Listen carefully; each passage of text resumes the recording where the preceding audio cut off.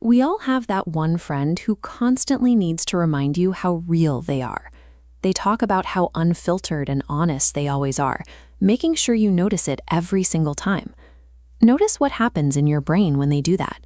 The harder they insist they're being genuine, the more your guard goes up. You start looking for the catch. Our brains rely on that exact same defense mechanism when we scroll past advertisements or walk down a local store aisle. We actively scan companies for signs that they are faking it. Researchers use a specific field of study to explain this psychological filter. It explores how we draw the line between a company with deep roots and a corporate tryhard. In many modern markets, shoppers have moved past judging a product solely by its price or how well it works. In fact, many consumer researchers now argue that whether we believe a brand is genuine is the most important factor in what we actually choose to buy. This demand for authenticity did not come out of a modern marketing boardroom. People have been wrestling with this concept for thousands of years. The philosopher Aristotle spent time writing about how to evaluate whether an entity is genuine or merely a cheap imitation. In the 20th century, thinker Martin Heidegger built on this, arguing that having a true identity requires being completely true to yourself, rather than mirroring the people around you. Jean-Paul Sartre argued that if you live your life trying to meet the commercial expectations of society instead of your own internal values, you are living a fake, inauthentic life. That exact philosophical desire for a true self is what modern shoppers are looking for. In a world full of mass-produced goods, we want to buy from companies that feel deeply anchored to something real. So, how do we actually measure if a massive company has a true self? We do it similarly to how we judge the character of our friends. Researchers use a 4-part psychological checklist to judge a brand's soul. It breaks gut feelings into 4 categories. First is continuity. Think of this as the old friend. Does the brand have a persistent history that survives passing internet trends? Second is credibility, the reliable friend. We ask if the company is actually willing and able to deliver on the functional promises they make on the box. Third is integrity. This is the good friend. A brand with integrity sticks to its moral principles, choosing what is right, even if it means sacrificing profit. And fourth is symbolism, the vibe check. We want companies that act as symbolic anchors, helping us express our genuine identities. To pass our internal authenticity test, a company must prove it can reliably deliver the goods while maintaining a strong, ethical character. If the rules for looking genuine are clearly laid out in 4 steps, why do so many large corporations fail the test and look incredibly fake?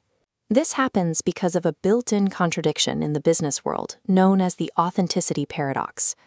Authenticity implies being spontaneous, sincere, and free from hidden motives. But branding is, by definition, a highly calculated commercial activity.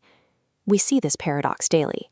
When a corporation films a heavily scripted behind-the-scenes video, or posts a forced, focus group-tested apology on social media, we immediately notice the strings pulling the puppet. The harder a company actively performs for the camera, the faster the illusion of genuine character falls apart. So how do successful companies survive this trap? They maintain 2 separate worlds. They present a passionate, human story in public, while keeping their careful commercial calculations hidden behind closed doors. In 2005, researcher Michael Beverland studied high-end wine producers. He found that successful vineyards heavily promoted the romantic, artisanal history of their wooden barrels and cellars to the public, while quietly utilizing efficient, modern industrial machinery to actually make the wine. By maintaining this artisanal image, these brands built a reservoir of trust. Studies have shown that when shoppers feel this deep connection, they are much more likely to forgive a brand if it experiences a public failure or a scandal. Those deep bonds translate directly to the bottom line. Shoppers will gladly pay a significant price markup to obtain items that carry a feeling of genuine heritage and sincerity. Authenticity is not a simple advertising campaign you can purchase. It is a carefully curated impression that, when executed well, yields massive financial rewards. This psychological evaluation is happening everywhere, dictating the choices made in massive emerging markets globally. Take a busy commercial center in Ghana, for example. Local companies there face off against heavily funded foreign imports. By leaning into genuine cultural heritage and local craftsmanship, these homegrown businesses successfully win over consumers who want something real. And a new generation of shoppers is raising the stakes even higher. Digital natives who grew up on the internet have developed a razor-sharp radar for detecting manufactured, AI-generated, or fake corporate messaging, no matter where they live. So the next time you find yourself rolling your eyes at a massive corporation trying a little too hard to sound like your best friend on your timeline, you know exactly what is happening. That is the psychology of brand authenticity at work.